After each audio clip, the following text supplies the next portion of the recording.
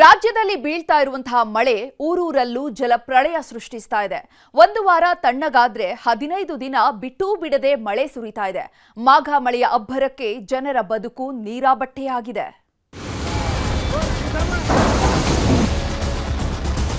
ಧಾರಾಕಾರವಾಗಿ ಬಿಟ್ಟು ಬಿಡದೆ ಸುರಿತಾ ಇರೋ ಮಳೆಯಿಂದ ಈ ಸೇತುವೆ ಕೊಚ್ಚಿಕೊಂಡು ಹೋಗಿದೆ. ಮಳೆ ಮಳೆ ಮಳೆ ಈ ಬಾರಿ ಕರ್ನಾಟಕದಲ್ಲಿ ಬೀಳ್ತಿರೋದು ಮಳೆಯಲ್ಲ, ಮಳೆ ರೂಪದ ಸುನಾಮಿ. ಮೇ ಅಂತ್ಯದಲ್ಲಿ ಶುರುವಾದ ಮಳೆ ಬಿಟ್ಟೂ ಬಿಡದೆ ಸುರಿತಿದೆ.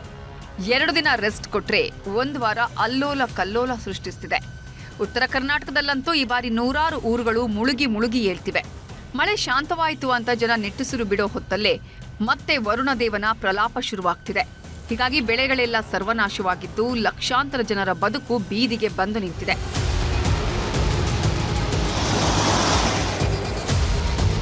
ಕಲಬುರಗಿ ಜಿಲ್ಲೆಯಲ್ಲಿ ಧಾರಾಕಾರ ಮಳೆಯಾಗ್ತಿದೆ.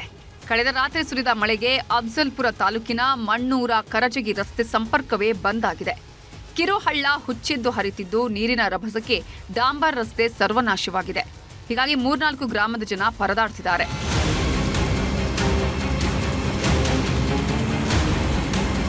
ಮಳೆಗಾಲ ಶುರುವಾಯಿತು ಅಂದ್ರೆ ಅವಾಂತರಗಳ ಸರಮಾಲೆಯೇ ಸೃಷ್ಟಿಯಾಗುತ್ತೆ. ಅಲ್ಲಲ್ಲಿ ಸಾವು ನೋವುಗಳ ಸುದ್ದಿ ಆಗ್ತಾನೆ ಇರುತ್ತೆ. ಆದ್ರೂ ಕೂಡ ಜನ ಮಾತ್ರ ಎಚ್ಚೆತ್ತುಕೊಳ್ತಿಲ್ಲ. ಕಲಬುರಗಿ ಜಿಲ್ಲೆಯ ಚಿಂಚೋಳಿ ತಾಲೂಕಿನ ಮುಲ್ಲಾಮಾರಿ ಜಲಾಶಯದಲ್ಲಿ ಮೀನು ಹಿಡಿಯೋ ಭರದಲ್ಲಿ ಯುವಕರು ಹುಚ್ಚಾಟ ಆಡ್ತಿದ್ದಾರೆ. ಡ್ಯಾಂನ ಗೇಟ್ನ ಮುಂಭಾಗವೇ ನಿಂತು ಮೀನು ಹಿಡಿತಿದ್ದು ಸ್ವಲ್ಪ ಎಚ್ಚರ ತಪ್ಪಿದ್ರೂ ಅನಾಹುತ ಸಂಭವಿಸುವುದು ಖಾಯಂ. ಯಾದಗಿರಿ ಜಿಲ್ಲೆಯಲ್ಲೂ ಕಳೆದ 2-3 ದಿನದಿಂದ ಭಾರೀ ಮಳೆಯಾಗ್ತಿದೆ. ಪಗಲಾಪುರ ಗ್ರಾಮದಲ್ಲಿ ನಿರ್ಮಿಸಲಾಗಿದ್ದ ಹಳ್ಳದ ಸೇತುವೆ ಕೊಚ್ಚಿ ಹೋಗಿದ್ದು 10 ಗ್ರಾಮಗಳ ಸಂಪರ್ಕ ಕೊಂಡಿ ಬಂದ್ ಆಗಿದೆ. ಕಳೆದ ವರ್ಷವೂ ಕೂಡ ಭಾರೀ ಮಳೆಯಿಂದಾಗಿ ತಾತ್ಕಾಲಿಕ ಸೇತುವೆ ಕೊಚ್ಚಿ ಹೋಗಿತ್ತು. ಹೀಗಾಗಿ ಇತ್ತೀಚೆಗಷ್ಟೇ ನಿರ್ಮಾಣ ಮಾಡಿದ್ದ ಸೇತುವೆ ಕೂಡ ದಿಕ್ಕಾಪಾಲಾಗಿದೆ. ಕಳೆದ 2 ದಿನಗಳಿಂದ ಯಾದಗಿರಿ ಜಿಲ್ಲೆಯಲ್ಲಿ ಧಾರಾಕಾರವಾಗಿ ಬಿಟ್ಟು ಬಿಡದೆ ಸುರಿತಾ ಇರೋ ಮಳೆಯಿಂದ ಹಿನ್ನೆಲೆಯಲ್ಲಿ ಪಗಲಾಪುರ ಸೇತುವೆ ತಾತ್ಕಾಲಿಕ ಸೇತುವೆಯನ್ನು ನಿರ್ಮಾಣವನ್ನು ಮಾಡಿದ್ರು. ಈ ಸೇತುವೆ ಕೊಚ್ಚಿಕೊಂಡು ಹೋಗಿದೆ. ಸಾರ್ವಜನಿಕರಿಗೆ ಓಡಾಡಲು ತುಂಬಾ ತೊಂದರೆ ಆಗ್ತಾ ಇದೆ. ಯಾದಗಿರಿ ತಾಲೂಕಿನ ಖೇಮುನಾಯಕ ತಾಂಡಾದ ಜನರ ಸ್ಥಿತಿ ಆ ದೇವರಿಗೆ ಪ್ರೀತಿ ಅನ್ನುವಂತಾಗಿದೆ. ಮಳೆಗಾಲ ಶುರುವಾದ್ರೆ ಜನರ ಪಾಲಿಗೆ ನಿತ್ಯ ನರಕ ಶುರುವಾಗುತ್ತೆ. ಧಾರಾಕಾರ ಮಳೆಯಿಂದಾಗಿ ರಸ್ತೆಗಳೆಲ್ಲ ಜಲಾವೃತವಾಗಿದ್ದು 3 ಗ್ರಾಮಗಳ ಸಂಪರ್ಕ ಬಂದ್ ಆಗಿದೆ. ಹೀಗಾಗಿ ಅನಾರೋಗ್ಯಗೊಂಡಿದ್ದ ವ್ಯಕ್ತಿಯೊಬ್ಬರನ್ನ ಸೊಂಟದವರೆಗೆ ನಿಂತಿದ್ದ ನೀರಲ್ಲೇ ಟ್ರ್ಯಾಕ್ಟರ್ ಮೂಲಕ ಸಾಗಿಸಿದ್ದಾರೆ. ಎರಗೋಳ ಗ್ರಾಮದ ತಾಂಡಲ್ಲೇಶಿ ಹೋಗ್ಬೇಕಂದ್ರೆ ಈ ಕಡೆ ಹೋಗಕ್ಕೆ ದಾರಿನೇ ಇಲ್ಲ ರೀ. ಟ್ರ್ಯಾಕ್ಟರ್ ಅನ್ನು ಬಾಡಿಗೆ ಕೊಟ್ಟು ತರಿಸಿದೀವ್ರಿ. ಹೋಗಕ್ಕೆ ಜಾಸ್ತಿ ಆರಾಮಿಲ್ರಿ. ಬೆಳಗಾವಿ ಜಿಲ್ಲೆ ಜನರ ಪಾಲಿಗೆ ಮಳೆ ಅನ್ನೋದು ಕಂಟಕವಾಗಿ ಹೋಗಿದೆ. ನಿರಂತರ ಮಳೆಗೆ ಚಿಕ್ಕೋಡಿ ತಾಲೂಕಿನ ರೈತರು ಅಕ್ಷರಶಃ ಕಂಗಾಲಾಗಿದ್ದಾರೆ. ಆಗಸ್ಟ್ ಕೊನೆ ವಾರದಲ್ಲಿ ಕಟಾವು ಮಾಡಬೇಕಿದ್ದ ಹೆಸರು ಹಾಗೂ ಉದ್ದಿನ ಬೆಳೆ ಕೊಳೆಯೋದಿಕ್ಕೆ ಶುರುವಾಗಿದ್ದು ಹೊಲದಲ್ಲೇ ಮೊಳಕೆಯೊಡೆಯುತ್ತಿವೆ. ಹೀಗಾಗಿ ಸಾಲ ಸೂಲ ಮಾಡಿ ಬೆಳೆ ಬೆಳೆದಿದ್ದ ರೈತರು ತಲೆ ಮೇಲೆ ಕೈ ಹೊತ್ತು ಕೂತಿದ್ದಾರೆ. 3.5 ಎಕರೆ ಜಮೀನಾಗ ಹೆಸರ ಮತ್ತು ಉದ್ದ ಬಿತ್ತೇನ್ರಿ. ಈಗ ಕಣ್ಣೀರ ತರುವಂತ ಪರಿಸ್ಥಿತಿ ಬಂದೈತಿ. ಅಧಿಕಾರಿಗಳಂತೂ ಯಾರು ಈ ಕಡೆ ಅಪ್ಪಿತಪ್ಪಿನೂ ಹಾದು ಹೋಗಿಲ್ರಿ. ಕೊಪ್ಪಳ ಜಿಲ್ಲೆಯಲ್ಲೂ ಭಾರೀ ಮಳೆಯಾಗ್ತಿದ್ದು ಗ್ರಾಮೀಣ ಪ್ರದೇಶದ ಜನ ಪರದಾಡ್ತಿದ್ದಾರೆ. ಎಲ್ಲಿ ನೋಡಿದ್ರೂ ರಸ್ತೆಗಳು ಗುಂಡಿಮಯವಾಗಿದ್ದು ಕೊಪ್ಪಳ ತಾಲೂಕಿನ ಹೊಸಹಳ್ಳಿ, ಗಿಣಿಗೇರ, ಹಿರೇಬಾಗನಾಳ, ಕುಣಿಕೇರಿ ಜನರ ಪರಿಸ್ಥಿತಿ ಹೇಳತೀರದಂತಾಗಿದೆ. 10 ವರ್ಷಗಳಿಂದ ಇದೇ ಪರಿಸ್ಥಿತಿ ಇದ್ರೂ ಜನಪ್ರತಿನಿಧಿಗಳು ಮಾತ್ರ ಇತ್ತ ಕಣ್ಣೆತ್ತಿ ನೋಡ್ತಿಲ್ಲ.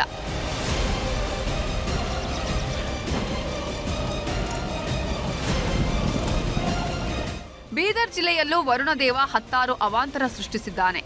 ಹೀಗಾಗಿ ಬಾಲ್ಕಿ ತಾಲೂಕಿನ ನೆರೆಪೀಡಿತ ಪ್ರದೇಶಗಳಿಗೆ ಭೇಟಿ ನೀಡಿದ ಜಿಲ್ಲಾ ಉಸ್ತುವಾರಿ ಸಚಿವ ಈಶ್ವರ್ ಖಂಡ್ರೆ ಜನರ ಸಂಕಷ್ಟ ಆಲಿಸಿದ್ದಾರೆ. ಕಾರಂಜ ಜಲಾಶಯ ಅಪಾಯದ ಮಟ್ಟ ಮೀರಿ ತುಂಬಿ ತುಳುಕ್ತಿದ್ದು ನದಿ ಪಾತ್ರದ ಜನ ನೆರೆ ನರಕಕ್ಕೆ ಕಂಗಾಲಾಗಿದ್ದಾರೆ. ಉತ್ತರ ಕನ್ನಡ ಜಿಲ್ಲೆಯಲ್ಲೂ ಭಾರೀ ಮಳೆಯಾಗ್ತಿದೆ.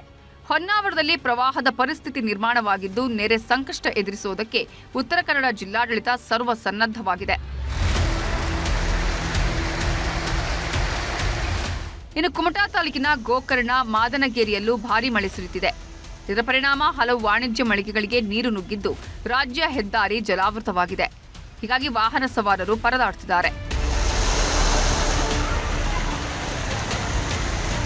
ಶಿವಮೊಗ್ಗ ಜಿಲ್ಲೆಯ ಸಾಗರ ತಾಲೂಕಿನ ಅಣಲೆಕೊಪ್ಪದಲ್ಲೂ ಮಳೆ ಅಬ್ಬರಿಸಿ ಬೊಬ್ಬಿರಿಯುತ್ತಿದೆ.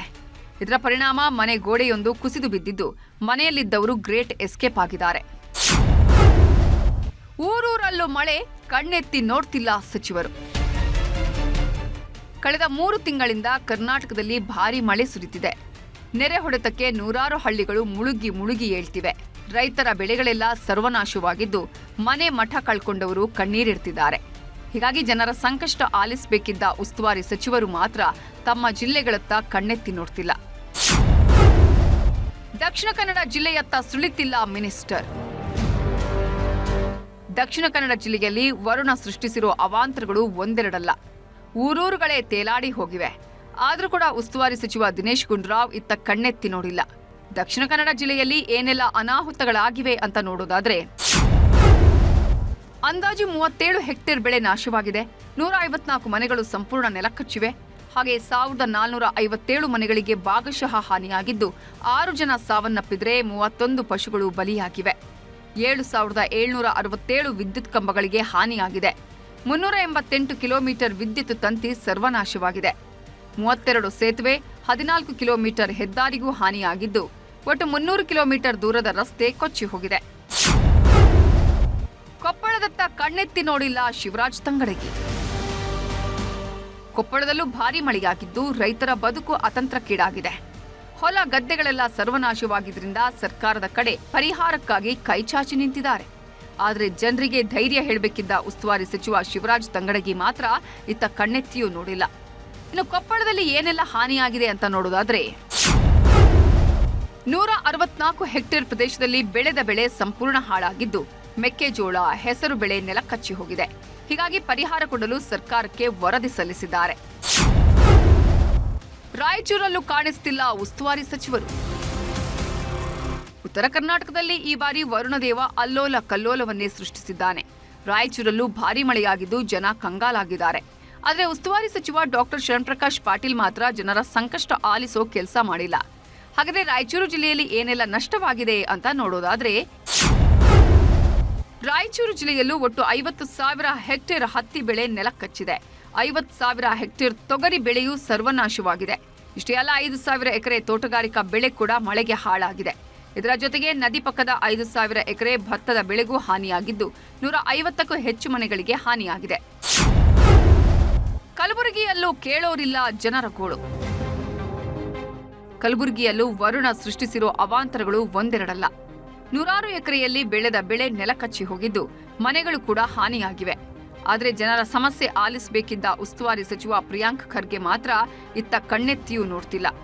ಇನ್ನು ಕಲಬುರಗಿಯಲ್ಲಿ ಏನೆಲ್ಲ ಹಾನಿಯಾಗಿದೆ ಅಂತ ನೋಡೋದಾದ್ರೆ,